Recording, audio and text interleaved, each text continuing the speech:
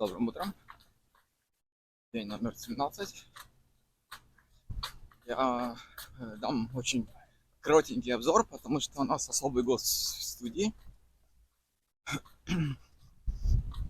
Сегодня второй день такой очень хорошей погоды. Ветрено, не очень жарко, низкая влажность. Для бега вообще супер. И все, в принципе, нормально двигаются. Адриан ходит, Шинсплин, Анандалхари ходит, Сьюзан ходит. На удивление, диарея нагнала нашу железную леди. Тайвеня тоже сейчас без сил и ходит который круг. Надеемся, что она поправится достаточно быстро. Ну а сейчас встречайте, Джейсон Лестер, Аризона, США. Okay, so we are running with Jason. First of all, congratulations! You made it to the race. Made it to the race. And now it's like what, day number 17? Yes. What is your, can I ask, first impression, or it's second or third impression already? I think the first thing that comes to mind is absolutely nothing that I thought it would be. And not in a negative sense. And just in tough sense. Yeah, I mean, just to see our friends, our fellow competitors, we're all kind of going through our own highs and lows, and the things that you can't train for and prepare for. And so, well, you cannot prepare for diarrhea. No, and you can't prepare for. I haven't used the rest of them in 3 days now. So, yeah, but, and you were hit pretty badly with that. It's it's part of the game, and you got to just keep pressing forward. And it's been an amazing experience in the sense that it's been like nothing I've ever done. I've done some really amazing great challenges and races in my life, but this is way beyond anything that I've ever done. So could I say in short that you are enjoying the race?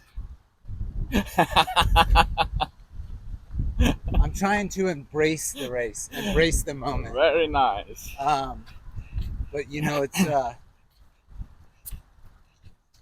the lesson, you learn new lessons every single day. It's number one biggest lessons I've learned is you absolutely have to have helpers. Just people that understand your needs and that can keep you going, keep you moving. It helps the flow, and it helps you stay in your momentum through your highs and lows, because at any given moment the body, you could be having a good moment and all of a sudden the body wants to go through a shift. But it's been amazing to watch all the team members help, and even people that you don't know, jumping in and helping. Mm-hmm. So it's been an experience like no other. I remember when we first talked during 6-day race. Yes. This spring, you said that you found your tribe. Yeah. So I think you Thank you. You feel pretty good in your tribe now. There's a saying that says you only need a few people to go to battle with, and I feel like we're all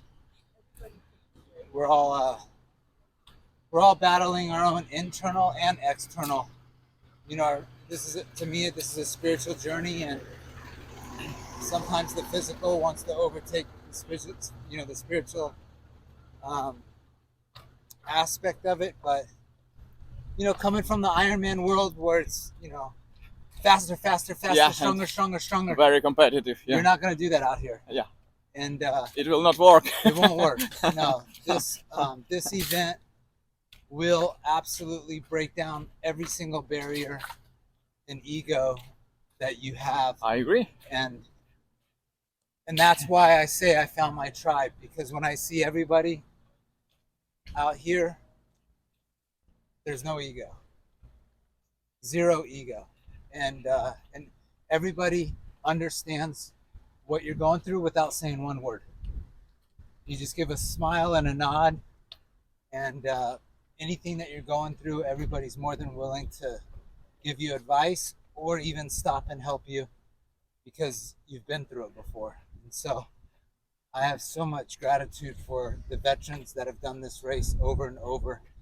Veterans, dinosaurs. Well, no, it's just wisdom, just you guys have experienced it all, and you're still learning too. Of course, every single day, believe it. Therefore, I am calling this race the best gathering of people, best in the world. This is a part of reason why I'm coming back again and again. I had a vision this morning at the start. Like I said before, I've done a lot of amazing journeys across the world, things that I never thought that I would ever accomplish. And I honestly have to say that these are not only some of the greatest athletes in the world, but by far top endurance athletes in the world. Now I know why certain athletes will not do this race.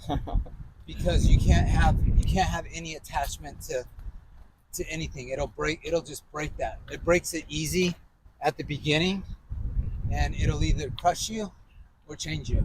Especially for fame and name and everything like that, worldly. This isn't an event for Facebook and Instagram. Exactly. And this isn't an event to try to get your name in any type of record books or notoriety. And that's why when I told you at the 6-day race that I finally found my tribe, because I've never been attached to anything that I've accomplished.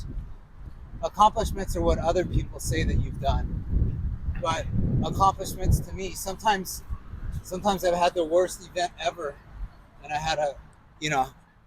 had more accomplishment than, accomplishing a big run across the country or something. So, this is an internal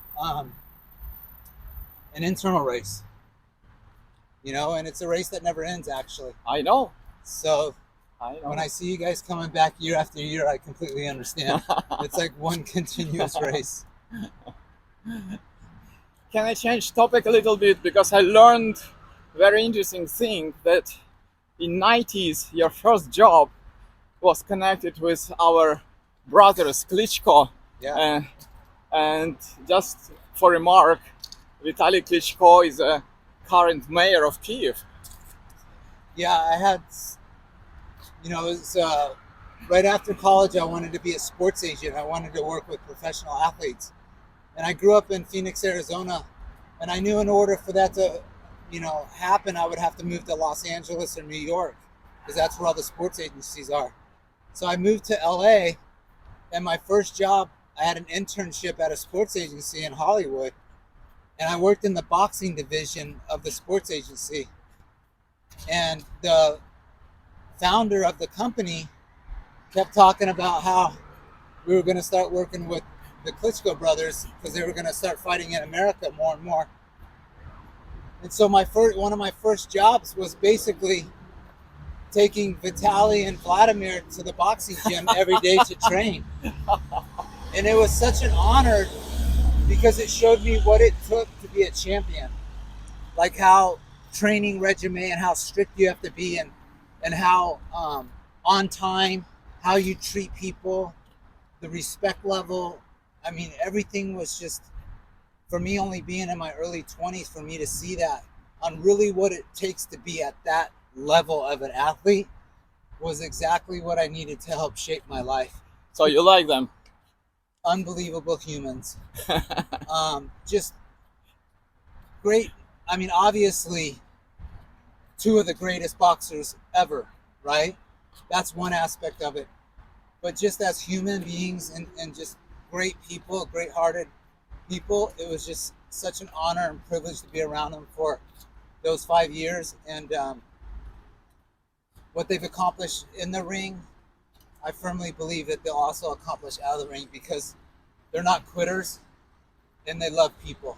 And I know how much they love their country, and I know how much they love their city.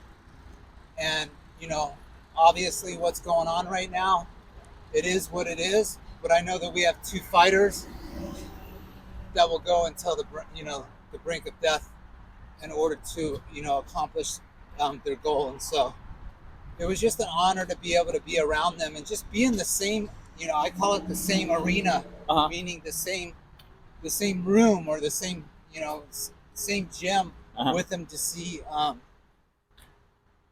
there's levels to being a human, you know. And when you're around people like that, it helps you elevate who you want to be, and get you closer to your highest self. So very nice.